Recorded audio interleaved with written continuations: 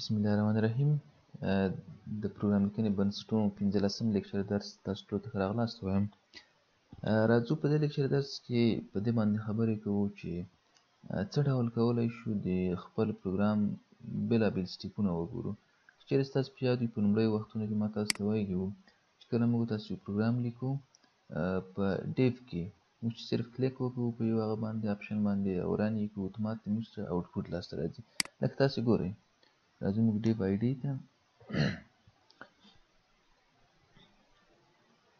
یو پروګرام پکې لیکو، مثلا ساده پروګرام لیکو static او لیکو چې main function، هغه څخه وروسته لیکو printf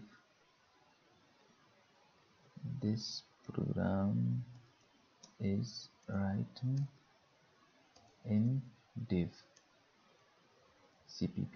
یا صرف دا مسیج موږ ته ښکاره کوي. راځئ دا پروګرام ګورئ. اوس صرف موږ یو آپشن لرو compile and run یا صرف compile، یعنې موږ صرف دا آپشنونه لرو. داسې نشو کولی چې موږ وګورو لکه کوم سټیپونه چې موږ په لومړیو وختونو کې ویلو د پروګرامینګ چې لومړی به یو پروګرام ایډیټینګ کېږي، یعنې ایډیټینګ وشو، بیا به دا پروګرام پری پروسیسینګ ترسره کېږي، یعنې دغې فایل په منځ کې چې کوم فایلونه دي کوم کوډ دغه موږ پروګرام ته انسرټ کېږي. د هغې څخه وروسته مثلا بیا کمپایلیشن ترسره کېږي، د کمپایلیشن نه وروسته بیا لینکینګ ترسره کېږي، د لینکینګ نه وروسته بیا موږ سره پروګرام اکزیکیوټ کېږي، ډاټ اکزي فایل لاسته راځي. یعنې سټیپ بای سټیپ موږ نشو کتلی.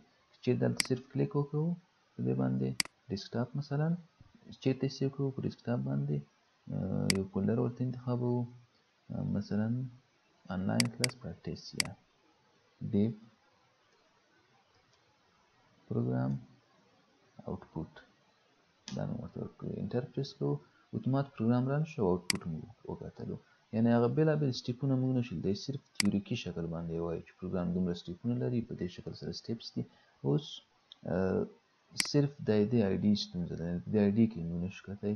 که چېرې موږ تاسو ویژوال سټوډیو کوډ استفاده کوو، مایکروسافټ وي ایس کوډ چې په تېر لیکچر کې د دې انسټالولو طریقه او د سیټ کولو طریقه درته ویلې ده، نو په دې کې بیا موږ کولی شو چې ټول سټیپونه بیل بیل وګورو. یعنې د دغه ایډیټر ښه والی دا ده د ویژوال سټوډیو کوډ چې موږ ته ډېر زیات صلاحیت راکوي. موږ د خپل کوډ باندې مکمل صلاحیت لرو، هره برخه یې موږ تاسو بیله بیله اداره کولی شو. راځو یو پروګرام لیکو هش انکلود stdio.h، دې څخه وروسته مین فنکشن یا او starting brace ending brace هماغه مسیج ښکاره کوو printf this program is written in VS Code. یا صرف دا مسیج موږ ته ښکاره کېږي. راځو سیو کوو یې کنټرول اس په ډیسکټاپ باندې او په آنلاین کلاس پراکټیس کې یا لیکو چې VS Code example یا په دې نوم سره یې سیو کوو. دا چې بای ډیفالټ txt سیو شو. د دې ستونزې د حل لپاره دا باید موږ په سی ایکسټنشن باندې سیو کړو، کنټرول وي کنټرول اس همدا نوم ورته ورکوو، صرف ایکسټنشن یې تغییروو ډاټ سی.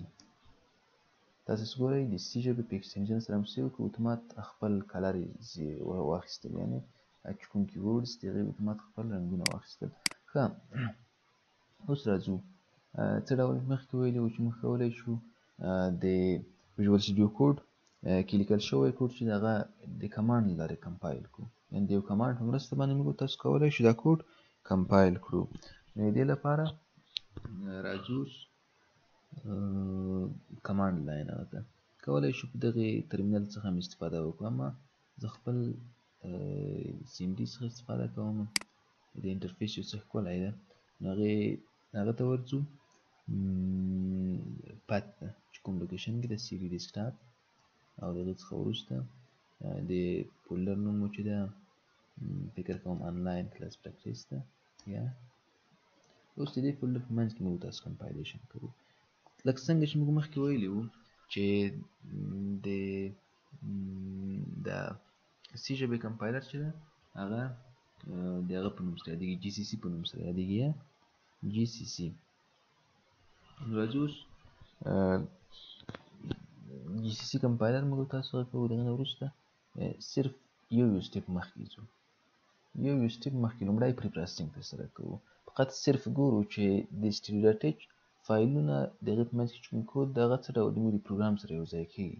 صرف او صرف موږ دا برخه وګورو، یعنې صرف لومړۍ مرحله یې پروګرامینګ چې د پری پروسسینګ په نوم سره یادېږي صرف غواړو هماغه مرحله ترسره کړو. راځو لکه څنګه چې موږ 5 مرحلې ویلې، لومړۍ مرحله پری پروسسینګ یا لومړۍ مرحله. اوس ګورو صرف همدا یوه مرحله څنګه ټیسټ کولی شو. نو د دې لپاره موږ جي سی سی کمپایلر ته پارامترز پاس کوو. د دې لپاره چې دا صرف پری پروسسینګ ترسره شي ماینس ای پارامتر ورته پاس کوو. د کوم فایل پری پروسسینګ ترسره کوو د هغې نوم ورته ورکوو. نوم یې څه ده؟ VS Code example.c په نوم سره فایل ده. هغه کوم آوټپوټ چې لاسته راځي په د دغې پری پروسسینګ څخه په کوم نوم باندې ثبت کوو؟ ماینس او پری پروسسډ فایل یا فارمټ دا نوم ورته ورکوو. انټر پریس کوو. اوس ګورئ موږ هېڅ دلته نه ګورو، هماور ځو خپل هغه پات ته لوکیشن ته آنلاین کلاس پریکټیس ته. ښه په دې کې د موږ سره بېلابېل کوډونه دي. اوس یو کار کوو چې لومړی دا کوډونه ټول ډیلیټ کوو، نور صرف همدا یو خپل فایل پرېږدو. موږ د ویژوال سټوډیو چې کوم فایل ده همدا پرېږدو، نور ټول له منځه وړو. تاسو اوس ګورئ صرف یو فایل دی موږ سره. بیا راځو بیا هماغه مرحله له سره تکراروو. کمپایلر ته وایي چې صرف غواړو پری پروسسینګ ترسره کړو د دغې فایل، د همغې فایل نوم ورته ورکوو او په دغې نوم باندې هغه فارمټ هغه فایل لاسته راغلی فایل ثبت کوو. هلته تاسو ګورئ تر اوسه پورې هېڅ کوم فایل نشته. کله چې انټر پریس کوو اتومات یو فایل منځته راغلو. اوس پری پروسسډ فارمټ ده، په دې باندې کلیک کوو. تاسې ګورئ د هش انکلود سټیریوډاټیچ څخه د سټیریوډاټیچ هیډر فایل په منځ کې چې څومره فایلونه دي ټول څنګه شو؟ زموږ له پروګرام سره یوځای شو. په اخر کې زموږ اصلي پروګرام د مین فنکشن دی، یعنې د هغې په منځ کې چې څومره کود هغه ټول یوځای شو. موږ ویلي وو چې د پری پروسسینګ په مرحله کې د یو پروګرام سره د هیډر فایلونو کوډ صرف راخیستل کېږي، اټچ کېږي، یو پروګرام سره یوځای کېږي. نو هغه لومړۍ مرحله موږ تاسو اوس وکتله. راځو اوس دویم مرحلې ته. ویلي مې وو چې دویم مرحله کې موږ تاسو سره کمپایلینګ د پروګرام کمپایل کېږي، یا اسمبلي ژبې ته تغییرېږي یا هم مشین لینګویج ته تغییرېږي. نو راځو جي سی سی د دې لپاره چې صرف کمپایلیشن ترسره شي نو موږ تاسو یو بل پارامتر پاس کوو د ماینس اس په نوم سره اس پارامتر ورته پاس کوو او د کوم فایل د VS Code.exe فایل او بخیر .c فایل صرف کمپایلیشن یې ترسره کوو. صرف کمپایلیشن یا لینکینګ نه ترسره کوو او نه هم اسمبلینګ ترسره کوو. په کوم نوم سره یې ثبت کوو؟ د کمپایلډ فارمټ په نوم سره یې هر نوم ورته ورکولی شو، فرق نه کوي. زه صرف دا نومونه ځکه ورکوم چې تاسو ته یو څه مفهوم یې واضح شي. انټر پریس کوو. تاسې ګورئ یو بل فایل منځته راغلو، کمپایلډ فارمټ. اوس کمپایلډ فارمټ چې کله موږ اوپن کوو ګورئ موږ سره کوډ اسمبلي ژبې ته تغییر شو، یعنې دا چې یو اسمبلي بله ژبه ده نو په هغې کې موږ تاسو کوډ لیکنه په دې ډول سره کوو نو موږ کوډ اوس هغې ژبې ته تغییر شو اسمبلي ته. بیا تاسو وروسته اسمبلي ژبه ووایئ. تقریبا موږ سره په همغې فارمټ کې شو. ګورئ مخکینی فارمټ د موږ سره پری پروسس فارمټ و، اوس د موږ سره کمپایلډ فارمټ ته تغییر شو، یعنې دوه بیل بیل فایلونه موږ منځته راوړو. یو چې مخکینی پری پروسسډ فارمټ و، یعنې صرف هغه د هیډر فایل کې چې کوم کوډز و، کوم فایلز و، هغه زموږ د پروګرام سره اټچ شو، ورسره یوځای شو. اما اوس کمپایلیشن ترسره شو، یعنې د همغې فایل بل فارمټ موږ لاسته راوړو، اسمبلي ته مو تغییر کړو. تاسې ګورئ هلته د دې په سایز کې هم فرق ده. دا مثلا 540 بایټه ده، دا 33 KB ده، یعنې سایز یې ډېر فرق لري. اوس موږ تاسو وکولی شو چې صرف مو د اسمبلي ژبې فارمټ لاسته راوړلو د کمپایلیشن څخه وروسته. غواړو چې دا اسمبل کړو، یعنې د اسمبلر په واسطه باندې مشین لینګویج تغییر چې کمپیوټر ورباندې پوه شي، چې مشین انډرسټینډیبل کوډ شي، داسې کوډ شي چې په هغې باندې پروسسر پوه شي. نو د دې لپاره موږ تاسو بیا هم له همدې کمپایلر څخه استفاده کوو، د یو بل پارامتر ورته پاس کوو د ماینس سی په نوم سره او د کوم فایل د VS کوډ کوم هغه سره اوټپوټ فایل موږ ته چې په نوم سره لاسته راځي د assembled یو نوم ورته ورکوو، هر نوم ورته ورکولی شي. assembled format انټر پریس کوو، تاسو ګورئ موږ سره دریم فایل لاسته راغلو، assembled format فایل ده. کله چې دا اوپن کوو دا اوس مکمل بیخي بل فارمات ته واوښتو، یعنې تقریبا اوس موږ تاسو هېڅ نه پوهېږو چې دا کوم فارمات ده، اما ماشین انډرسټینډیبل ده. په دې باندې اوس کمپیوټر پوهېږي، موږ تاسو نه ورباندې پوهېږو، یعنې موږ دې حالت ته راورسېږو. اوس څنګه کولی شو چې دا دغې فایل د بیلې برخې سره هغه کوو، لینک کوو. د لینکینګ لپاره څه کار کوو؟ بیا هم د دې کمپایلر څخه استفاده کوو، GCC کمپایلر څخه، او بل پارامیټر چې ده ایکس لینکر، د دې څخه استفاده کوو.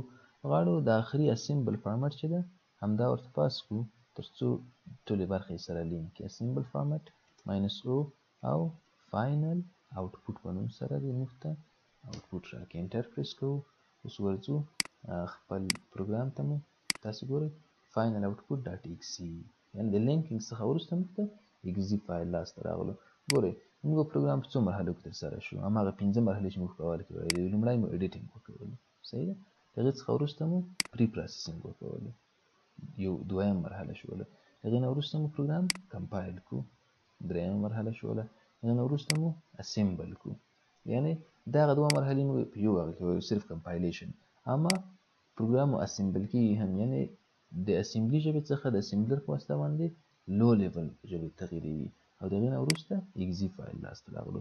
اوس چې په دې اکسي فایل باندې موږ کلیک کوو، یا مثلا راځو دلته یې رن کوو، صرف نوم یې لیکو چې فاینل آوټپوټ ډاټ اکسي. کله چې انټر پریس کوو دوه آخري مرحلې ترسره کېږي.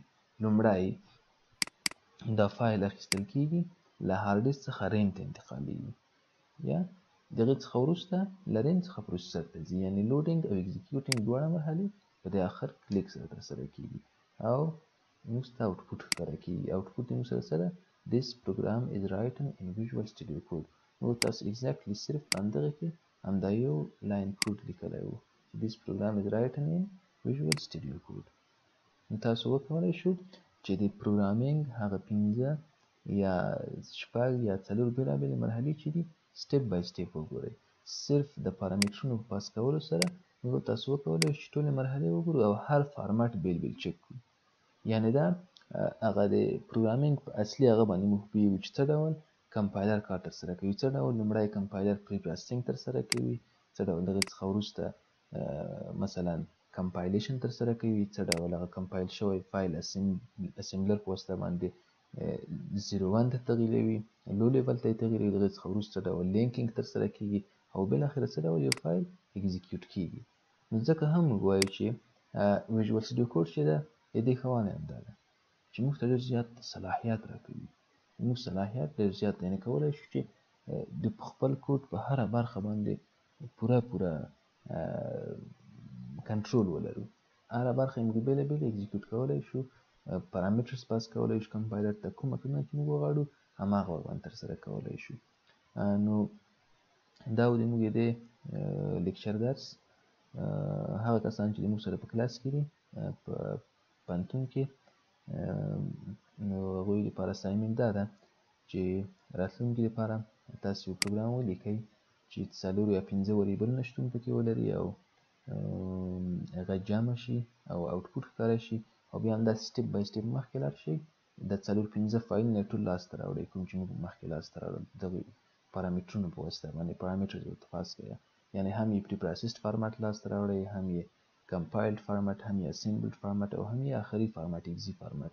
هغې څخه وروسته مکمل په یو فایل کې ځای په ځای کړئ او ماته یې ولېږئ، یا یې په میل اډرس کې راته ولېږئ، او یا یې هم واتساپ ګروپ ته اپلوډ کړئ.